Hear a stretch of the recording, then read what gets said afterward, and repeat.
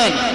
ഖുർആൻ ജനകീയമായ കാലത്ത് നമ്മൾ ഖുർആൻ മനസ്സിലാക്കാൻ കഴിയുന്നതിന് എത്ര പരിധിയുണ്ട്, നമ്മുടെ ഖുർആൻ പഠനത്തിന് എത്രത്തോളം പരിമിതിയുണ്ട്, നമ്മൾ എന്ത് കണ്ടാണ് എത്ര കണ്ടാണ് മനസ്സിലാക്കുക ഖുർആനെ എന്നിവിടെ ഒന്ന് മനസ്സിലാക്കുന്നത് നന്ന്.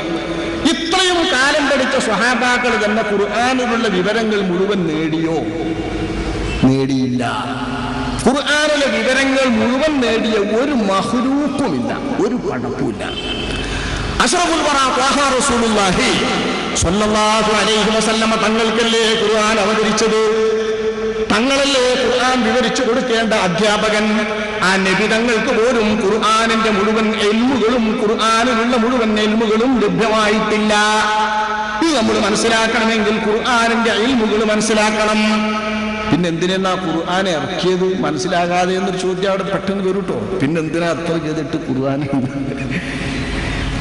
എന്ന് പറയുന്നത് കേവലം നമ്മളെ പഠിപ്പിക്കാനല്ല, പഠിപ്പിക്കാനും നബിമാര് പഠിപ്പിക്കുവാനാണെങ്കിൽ എന്തിനാ ഖുർആൻ മാത്രം? റസൂലുള്ളാഹിനെ അങ്ങനെ വഹി കൊടുത്തിട്ട് പഠിപ്പിച്ച് നബി അങ്ങനെ കുറെ വാക്ക് പറഞ്ഞാണെങ്കിൽ നമുക്ക് ഇത്ര തൊട്ട് പ്രയാസപ്പെടണ്ടല്ലോ. അങ്ങനെ എത്ര നബിമാര് കഴിഞ്ഞുപോയി. ആകെ 4 വേദങ്ങളല്ലേ അല്ലാഹു തആല കിതാബായിട്ട് ഇറക്കിയതുള്ളൂ നമ്മൾ പഠിക്കുന്നത്. തൗറാത്ത്, ഇഞ്ചീൽ, സബൂർ. തൗറാത്ത്, സബൂർ, ഇഞ്ചീൽ, ഫുർഖാൻ, 4 വേദം. എത്ര നബിമാര് വന്നു, എത്ര ജനങ്ങളോടാ നബിമാർ സംസാരിച്ചു. ഈ 4 വേദങ്ങളിൽ തന്നെ ശാശ്വതമായി നിലകൊള്ളുന്നത് ഖുർആനല്ലേ ഉള്ളൂ. ലോകത്ത് ഇഞ്ചീലുണ്ടോ? ലോകത്ത് തൗറാത്തുണ്ടോ? ലോകത്ത് സബൂറുണ്ടോ? ആ പേരിൽ അറിയപ്പെടുന്നതെല്ലാം വ്യാജമല്ലേ, കൈകടത്തലുകൾക്ക് വിധേയമായതല്ലേ, ഇന്ന് തീർത്തും നഷ്ടപ്പെട്ടിരിക്കുകയല്ലേ. വിശുദ്ധ ഖുർആൻ മാത്രം നിലനിൽക്കുന്നല്ലോ. അപ്പം വിശുദ്ധ ഖുർആൻ മാത്രം നിലനിൽക്കുന്ന വിധത്തിലുള്ളവർ ഖുർആനാക്കി അല്ലാഹു തആല എന്തിനിറക്കി എന്ന് ചോദിച്ചാൽ ഒറ്റ മറുപടി, ഹിദായത്തിന്, ജനങ്ങളെ മാർഗദർശനം നടത്താനാണ് സാധാരണക്കാരെ പഠിപ്പിക്കപ്പെടുന്നത്.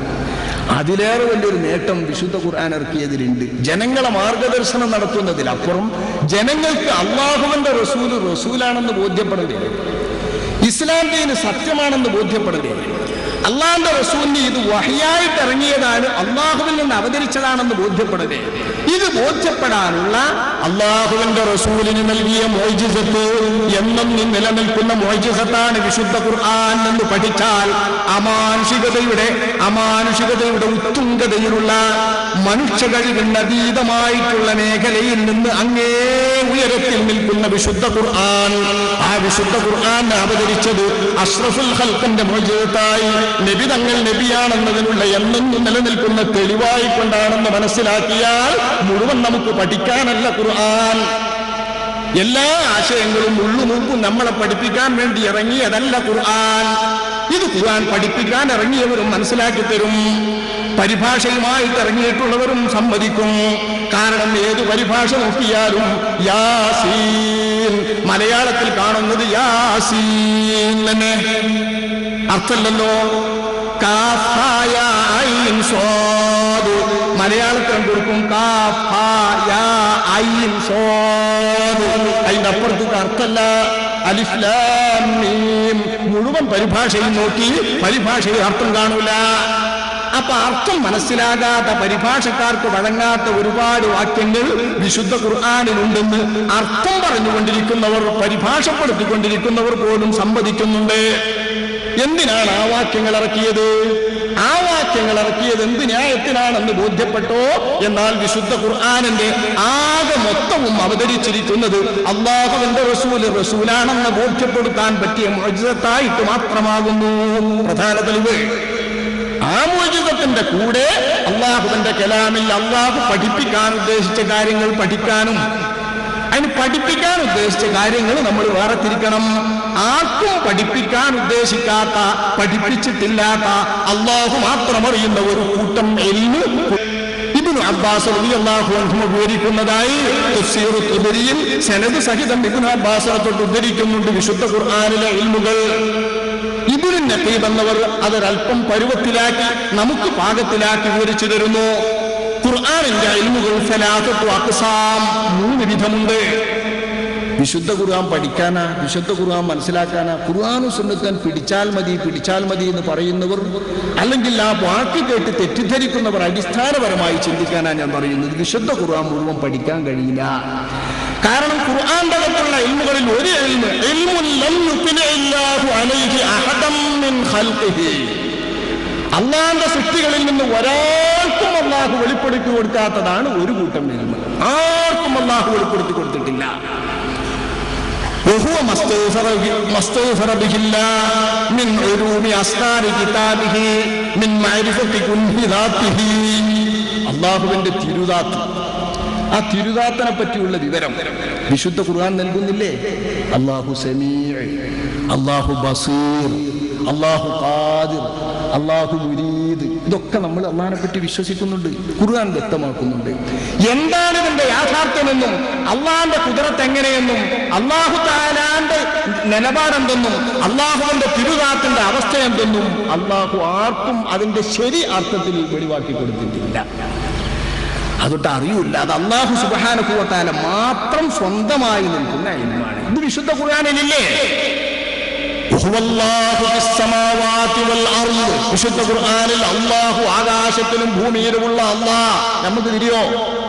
ആർക്ക് മനസ്സിലാകും? ആകാശത്തിലും ഭൂമിയിലും നിലകൊള്ളുന്ന അല്ലാഹോ? അങ്ങനെ പറഞ്ഞവരുണ്ട്. മാനത്തുനിന്ന് കീഴ്പ്പെട്ടിറങ്ങണ അല്ലാഹ്, കയ്യുള്ള അല്ലാഹ്, കാലുള്ള അല്ലാഹ്, മൂക്കുള്ള അല്ലാഹ്, ചലിക്കുന്ന അല്ലാഹ്, 14 രാവിലത്തെ തന്ത്രം പോലെ തിളങ്ങുന്ന അല്ലാഹ്. ഇങ്ങനത്തെ അല്ലാഹനെ മനസ്സിലാക്കിയവരുണ്ട്. അവരും പറയുന്നത് അതെങ്ങനെയെന്ന് മനസ്സിലായിട്ടില്ല. പക്ഷെ അങ്ങനെ കയ്യുണ്ട്, കാലുണ്ട്, മൂക്കുണ്ട്, പക്ഷെ അതെങ്ങനെയെന്ന് മനസ്സിലായിട്ടില്ല. ഇരിക്കട്ടെ, നമുക്കതൊന്നും പറയാൻ വയ്യ. അല്ലാഹു സുബ്ഹാനഹു വ തആലയെ പറ്റി അല്ലാഹുവിന്റെ തിരുദാത്തുമായി ബന്ധപ്പെട്ടിട്ടുള്ള ഒരുപാട് രഹസ്യങ്ങൾ അല്ലാഹു ഒരു പടപ്പിനും നൽകാത്തതാണ്. അപ്പൊ ഖുർആനിലെ ഈ തരം വിജ്ഞാനം ആർക്കും അല്ലാഹു അറിയിച്ചു കൊടുക്കുന്നില്ല. അതാർക്കും പഠിക്കാനുമുള്ളതല്ല. എന്നാ ഖുർആനിൽ ഇല്ലേ? അത് ഉണ്ട്. അള്ളാന്റെ കലാമാണല്ലോ. അള്ളാഹുവിന്റെ കലാമിലുള്ള ഇൽമുകളൊക്കെ ആ കലാമിലുണ്ട്.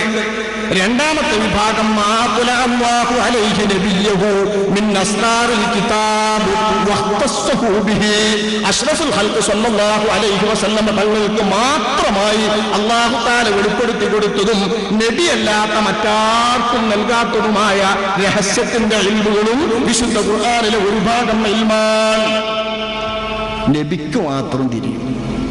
ഈ തരം ഇൽമു വഹാദാ ലാ യജൂസുൽ കലാമു ഫീഹി ഇല്ലാ ലഹു സല്ലല്ലാഹു അലൈഹി വസല്ലം ഔ ലിമൻ അദിന ലഹു. നബി തങ്ങൾക്കും നബി അനുവാദം നൽകി പഠിപ്പിക്കുന്നവർക്കും അല്ലാതെ ഈ ഇനം ഇൽമുകൾ വിവരിക്കാൻ അർഹതയില്ല. അതിൽ സംസാരിക്കാനും പറ്റൂല. നബിക്ക് മാത്രമായി അള്ളാഹു നൽകിയിട്ടുള്ള വിവരങ്ങൾ, അള്ളാഹുവിന്റെ സിഫാത്തുകളെ സംബന്ധിച്ചും മറ്റുമൊക്കെയുള്ള വിവരം അങ്ങനെയാവാം. ഇബ്നു നഖീം പറയുന്നു വഅവായിദു സുവരി മിൻ ഹാദൽ ഖിസ്മി. ഖാഫായ ഇൻ സ്വാദ് അലിഫ് ലാം മീം, അലിഫ് ലാം മീം റാ പോലുള്ളതൊക്കെ ഈ ഗണത്തിൽപ്പെട്ടതാണ്. നബിക്കറിയും. നബി പഠിപ്പിച്ച അപൂർവം ചിലർക്കും അറിയും. അവർക്കല്ലാതെ ഇത് വിവരിക്കാൻ പറ്റാത്തത് ഇതിൽപ്പെട്ടതാണ്. അപ്പൊ ഇതിലും പെടാത്തതാണ് അള്ളാഹു മാത്രം അറിയുന്നത്. മനസ്സിലാക്കണത്?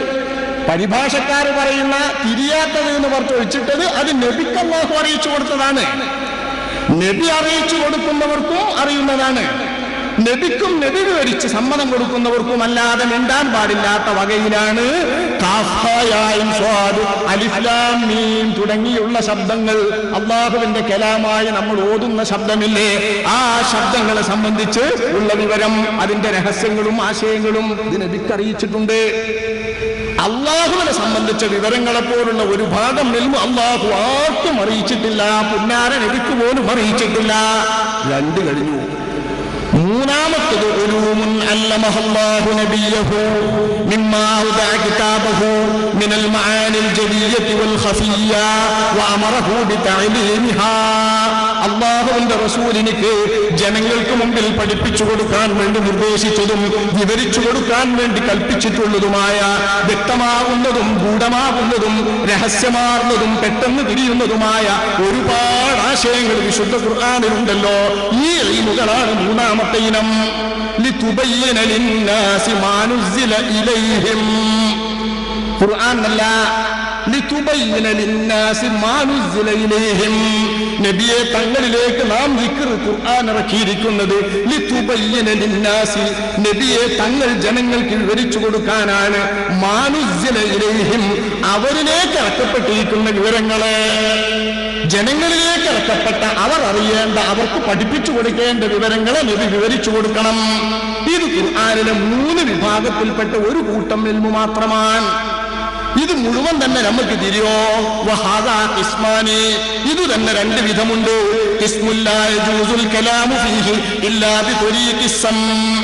നബി തങ്ങളിൽ നിന്ന് കേട്ടിട്ട് അല്ലാഹുവിന്റെ റസൂലിൽ നിന്ന് മനസ്സിലാക്കിയിട്ട് നബി പറഞ്ഞു കേട്ട അതേ വിധേനയല്ലാതെ നമുക്ക് സംസാരിക്കാൻ പറ്റാത്ത വിഭാഗം. ബുദ്ധിക്കവിടെ സ്ഥാനമില്ല, ചിന്തക്കവിടെ സ്ഥാനമില്ല, നമ്മുടെ അറിവിനവിടെ സ്ഥാനമില്ല, നമ്മുടെ പഠനത്തിനവിടെ സ്ഥാനമില്ല. ഇതറിയണമെങ്കിൽ റസൂലുള്ളാഹിന്റെ തിരുനാക്കിൽ നിന്ന് കേൾക്കണം, നബിയിൽ നിന്ന് പഠിച്ചവരിൽ നിന്ന് കേൾക്കണം. നമുക്ക് തന്നെ ബോധ്യപ്പെടും. അസ്ബാബുൻ നുസൂൽ.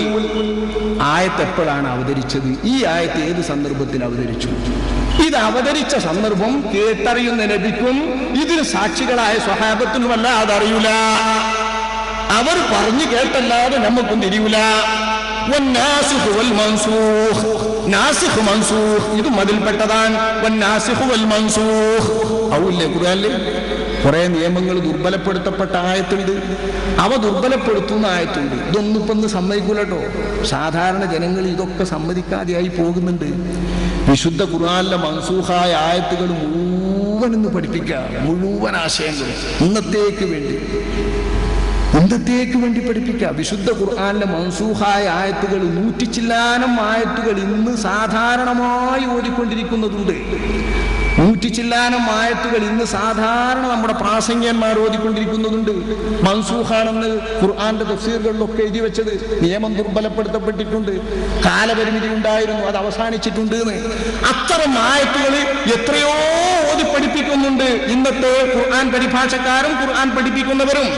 വാസ്തവത്തിൽ ഇത് സംസാരിക്കാൻ അല്ലാഹുവിന്റെ റസൂലിൽ നിന്നോ നബിതങ്ങൾ പഠിപ്പിച്ചു കൊടുത്തിട്ട് കേട്ടവരിൽ നിന്നോ കേട്ടവരക്കല്ലാതെ സംസാരിക്കാൻ പറ്റാത്ത വിവരമാണ്. എങ്ങനെയാണ് ഇവിടെ ഓതേണ്ടത്? ഇതും നബിയിൽ നിന്ന് കേട്ടല്ലാതെ, നബിതങ്ങളുടെ നാക്കിൽ നിന്ന് കേട്ടല്ലാതെ നമുക്ക് വിവരമില്ലാത്ത വിഭാഗമാണ്. നമ്മൾ ഖുർആൻ ഓതും തന്നെ ഒരു പ്രത്യേക ശൈലിയല്ലേ? സാധാരണ അറബ് സംസാരിക്കും പോലെയല്ലല്ലോ. ഇത് എവിടുന്നാ കിട്ടുന്നത്? ഇത് കിട്ടണമെങ്കിൽ അല്ലാഹുവിന്റെ റസൂൽ ഓതിത്തരുന്നതനുസരിച്ച് തന്നെ ഓതണം. ബിസ്മില്ലാഹിർ റഹ്മാനിർ റഹീം. ബിസ്മില്ലാഹി കുറച്ചധികം നീട്ടുന്നുണ്ട്. അർ-റഹ്മാനിർ റഹീം. ബിസ്മില്ലാഹിർ റഹ്മാനിർ റഹീം എന്നോടുമ്പോ ബിസ്മില്ലാഹി എന്നിടത്ത് അല്ലാ എന്ന് പറയുമ്പോൾ ഒരു അലിഫാൻ. ആ അലിഫിനെ നീട്ടേണ്ട വിധമാണ് അർ-റഹ്മാൻ എന്ന് പറയുന്നിടത്ത് നമ്മൾ നീട്ടുന്നത്. പക്ഷെ ബിസ്മില്ലാഹ് അല്ലാഹ് എന്ന ജലാലത്തിന്റെ ഇസ്മുമായി ബന്ധപ്പെട്ട് വരുമ്പോൾ കുറച്ചധികം നമ്മൾ അതിന് നീട്ടുന്നുണ്ട്. ഇതുപോലെ തന്നെ ഒരു അലിഫാണ് നമ്മൾ കാണുക. പക്ഷേ കുറെ അധികം നീട്ടുന്നുണ്ടത്.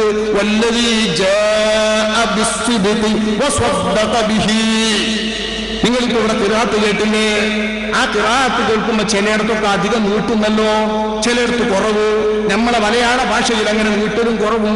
നീട്ടേണ്ടടുത്ത് സാധാരണഗതിയിലുള്ള നീട്ടലിന്റെ അപ്പുറം നീട്ടിയാൽ ആഭാസമാകും, അർത്ഥലോപം വരുമെന്ന് മാത്രമല്ല അവന് വട്ടും ഭ്രാന്തുമാണ് എന്ന് പറയും. അല്ലാഹുവിന്റെ കലാം ഓടിയപ്പോ അറബികൾ ആരും അത് പറഞ്ഞില്ല, ഓത്തു കേട്ട് പറഞ്ഞിട്ടില്ല. അള്ളാന്റെ റസൂലിന്റെ ഖുർആൻ പാരായണം കേട്ട് പറഞ്ഞിട്ടില്ല. നബിതങ്ങൾ ഓതുന്നത് കേട്ടിട്ട് ഒരൊറ്റ അവിശ്വാസിയും പറഞ്ഞിട്ടില്ല ഭ്രാന്താണ്. ഓതിയതിന്റെ ശൈലി കേട്ട്. എന്തുകൊണ്ടാണത്? അത് ഓതിയാൽ അങ്ങനെ തന്നെയാണ് ഓതേണ്ടത് എന്ന് അവർക്ക് പോലും ബോധ്യപ്പെടുന്ന വിധം അല്ലാഹുവിന്റെ റസൂൽ ഓതുമ്പം തന്നെ തിരിയും. അവർക്കറിയാത്ത ഒരു സാഹിത്യമാണിത്, അവർക്കറിയാത്ത ഒരു കലാമാണിത്. അവർക്കറിയാത്ത കലാമ് സംസാരിക്കുന്ന ആൾ അയാൾക്കറിയുന്ന രീതിയിൽ തന്നെ ഓതിയെങ്കിലാണ് അതിന്റെ ഓത്ത് ശരിയാവുക. അപ്പൊ ഖിറാഅത്തിന്റെ വിവരങ്ങളും നമ്മുടെ ബുദ്ധി കൊണ്ട് ചിന്തിച്ചാൽ കിട്ടൂല. നഖല് മാത്രം, ഉദ്ധരണി മാത്രമാണ് അതിൽ അവലംബം. കഴിഞ്ഞ കാലത്തെ സമൂഹത്തിന്റെ ചരിത്രങ്ങൾ, ഉണ്ടാകാൻ പോകുന്ന കാര്യങ്ങളുടെ വിവരങ്ങൾ, ഇതൊക്കെ അല്ലാഹുവിന്റെ റസൂൽ പറയുന്നതനുസരിച്ചും നബിയിൽ നിന്ന് കേട്ടതനുസരിച്ചും മാത്രമേ ഉദ്ധരിക്കാൻ പറ്റൂ. ചിന്തിച്ചും ഗവേഷണം ചെയ്തും മനസ്സിലാക്കേണ്ട ഒരു വിഭാഗം. പദങ്ങളിൽ നിന്ന് മനസ്സിലാക്കിയെടുക്കേണ്ട വിഭാഗം. ഇത് തന്നെ 2 തരമുണ്ട്.